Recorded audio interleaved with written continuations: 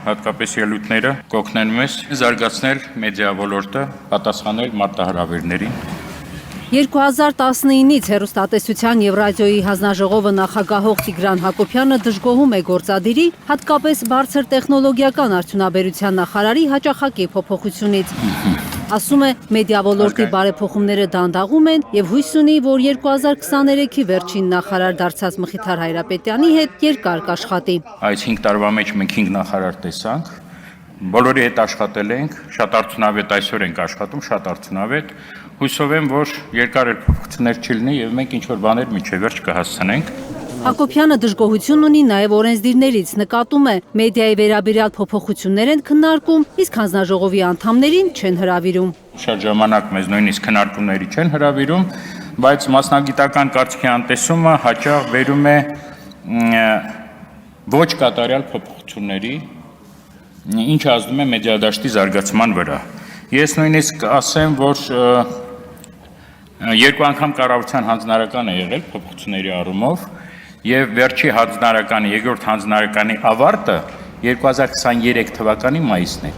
Իրենց քննադատող պատգամավորներին Հակոբյանը հրավիրում է հաճախ այցելել հանձնաժողով, որպեսզի տեղում պարզեն, թե ինչպես են հեռուստաընկերությունները լիցենզիա ստանում կամ զրկվում դրանից։ Մենք խնդրել ենք բոլորին, ովքեր կասկածում են մեր որոշումների մեջ, հատկապես լիցենզիա տրամադրելու, գալ և ծանոթանալ բոլոր փաստաթղթերի հետ, նրանք բաց են։ ՀՌՀ նախագահը անդրադառնում է ընդդիմադիրների այն քննադատություններին, թե հանձնաժողովի որոշ անդամներ քաղաքական զսպվածություն չեն ցուցաբերում իրենց հրապարակային խոսքում և գովերգում են գործող իշխանություններին։ Իմ պատկերացումները Հայաստանի մեդիա դաշտի մասին։ Հայաստան խմբակցության պատգամավոր Իլիթ Գալստյանն էր հանձնաժողովի 2024 թվականի գործունեության մասին զեկույցի քննարկման ժամանակ նկատել, որ հանձնաժողովի անդամ բանաստեղծ Հակոբ Մովսեսը, որ ընտրվելիս քաղաքական չեզոքության մասին էր խոսում, հիմա լցվել է գործող իշխանության պաշտպանությանը։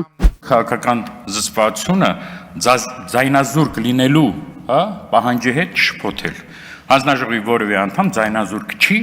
և ինքը իրավունք ունի արտահայտել իր կարծիքը։ 3 կամ 4 տարի առաջ հանձնաժողովի այլ անդամներ իշխանության հասցեին լուտանքներ էին թափում, մահապատժի կոչեր էին անում, նրանք այսօր արդեն չկան, հանձնաժողովում։ Որպեսզի մեդիան համացանցը մաքրվեն լուտանքներից, թշնամանքից, Տիգրան Հակոբյանը խորհրդարանի ամբիոնից կոչ է անում աշխատել իրենց հետ, որովհետև նրա գնահատմամբ իր գլխավորած կառույցը մեդիա համակարգի կարևորագույն լանդշաֆտ է։ Համացանցը նա գեներացնում է և ապատեղեկատվություն, և թշնամանքի խոսք, և մանիպուլյացիաներ, այսինքն բոլորս դա հասկանում ենք, բոլոր քաղաքական ուժերը տագնապում են դրա մասին, բայց զարմանալիորեն դա փաստելով մենք որևէ բան չենք անում, որպեսզի դա փորձել կարգավորել։ Այսինքն բոլոր հանձնաժողովի կոչերը և ոչ միայն հանձնաժողովի, փորձել կարգավորել այն համացանցի հարթակները, այն էկոհամակարգը, որը այսօր իսկապես աղետներ է բերում մեր համար, որը ապակողմնորոշում է այս ժողովրդին, քայլ լռության են մատնվում։ Իսկ իրավական գրանցում չունեցող սոցցանցային տեղեկատվական հարթակների մատուցած տեղեկատվությունը խայտառակություն է որակում Հակոբյանը։ Ինֆորմացիան ազատ ծորում է ամենտեղ։ Խորհրդարանը գիտություն է ընդունում հեռուստատեսության և ռադիոյի հանձնաժողովի նախորդ տարվա գործունեության զեկույցը։ Մենք շատ ենք ուզում, որպեսզի մեր հեղինակությունը բարձրանա։